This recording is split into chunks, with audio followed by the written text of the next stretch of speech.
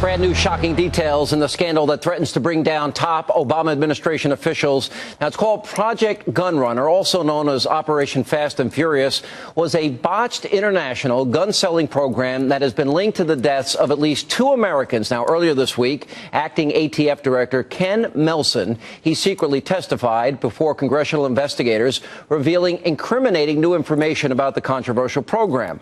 Now, afterwards, the chairman of the House Oversight and Government Reform Committee, Darrell Issa, and also Senator Chuck Grassley, they fired off a very angry letter to the Attorney General Eric Holder, writing of Melson's testimony, quote, "It was not until after the public controversy that he personally reviewed hundreds of documents relating to the case. By his account, he was sick to his stomach when he obtained those documents and learned the full story." Now, if his account is accurate, then ATF leadership appears to have been effectively muzzled while the DOJ sent over false denials and buried its head in the sand. That approach distorted the truth and obstructed our investigation. Now, late yesterday, an assistant attorney general responded to their letter in a written statement arguing, quote, "While we do not question the committee's right to conduct appropriate oversight, we reject entirely any suggestion that our extraordinary efforts have been designed to limit rather than facilitate the committee's access to information." Now, Issa has already publicly suggested that Holder knew of the scandal much earlier than he admitted to in sworn testimony. And joining me now is California Congressman Darrell Issa. Congressman, welcome back, sir. Well, thanks for having me on, Sean, and thanks for covering it. I think your prelim says it very well. It's almost impossible to believe that everyone, including CBS News and many newspapers and Fox, had already reported on Fast and Furious, and yet Eric Holder still didn't know anything about it. All right, why, for the benefit of our audience, this was an idea, I think, very ill-conceived from the beginning, that they were going to follow the guns from the lower-level people involved in the cartels in the hope that this would bring them to the kingpins, the leaders of these large cartels. Tell us about the operation and why you think it was ill-conceived. Well, it was ill-conceived because if you're going to follow the guns, you put tracing devices on them, you monitor them, you have teams, including probably Predator aircraft, making sure you know where they are. Here we had over 2,000 weapons, dozens and dozens and dozens of separate sales in which ATF agents either did no following or followed to the first house, or in one case until the car was 40 miles north and heading away from the Mexican border, and then they were ordered to turn around. So what you really have is you have 2 points. You have the point where it was sold, and you have the point where you have a dead Border Patrol agent, and in between you have no idea where that weapon was. That's not a program that anyone would say makes sense when you understand it the way we now do.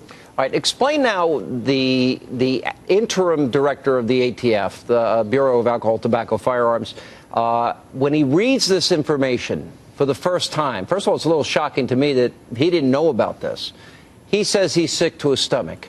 And you've come to the conclusion that you believe that there's a possibility that Eric Holder may have lied under oath. Can you explain that to our audience? Well, what we know is that Eric Holder should have known much sooner. We know that the public knew sooner. We know that Lanny Brewer was actively involved in approving a program that he believes in, that he thinks was just poorly executed, but the program was good. We also know that this career professional, Melson, was transferred in 2009. He's a senior normally non-political person. He'd been an assistant U.S. attorney. He gets transferred in to run this 1,800-member unit. He's not looking at individual investigations for obvious reasons.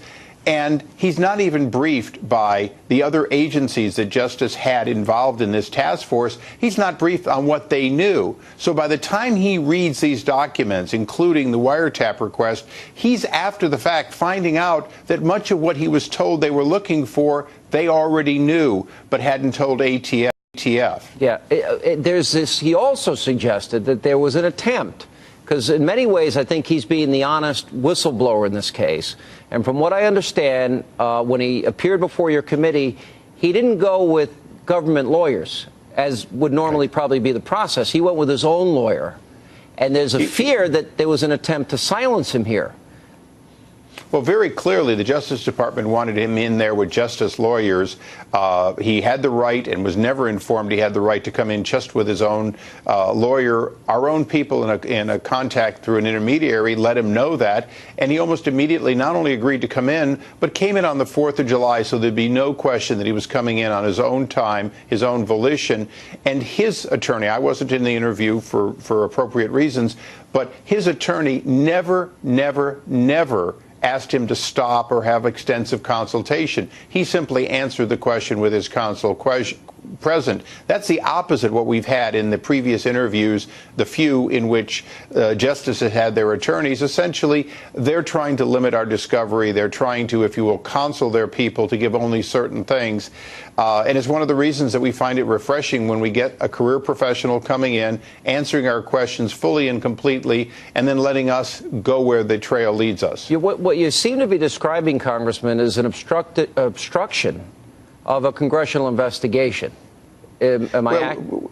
I think you're close to accurate. There's a standard that we would have to meet to call it that, but it's very clear that people were being discouraged from speaking to us, slow-rolled, and justice was negotiating. Well, in fact, all the discovery we were getting was from whistleblowers, people handing us documents, people coming forward around justice. And even today, the discovery we've gotten, if it wasn't already available on the internet, it generally is an all-black page of redaction to where it's of no value. And it's interesting because you have the documents, you would think that, they would just come clean and tell the truth. If you discover that Eric Holder knew a lot more than what he indicated, that would mean that he ostensibly lied to Congress, would it not? If Eric Holder knew any significant time before he said he knew, which was just a couple of weeks before he testified before the Judiciary Committee, then he's in very serious trouble. But I think he's in serious trouble in a different way. He should have known. He should have known about this not just this past February, but a year earlier. This was a program that let thousands of weapons go into a foreign country and in some cases stay in America that were being deliberately allowed to be sold to straw purchasers who undoubtedly want to sell them to criminals. That's the opposite of what the Bush administration did. Bush administration even fired U.S. attorneys for not enforcing gun laws. Here we have the opposite happening at all levels. Yeah, well, the frightening things, too, is if the Attorney General, will you have access to his emails and subpoena them? We will be going through these emails. So far, we're not getting the level of cooperation that would cause us to believe we're going to get them easily. But our responsibility, Sean, is to go where the facts lead us for as long as it takes. All right, Congressman, we'll stay on the story. Appreciate you being with us. And let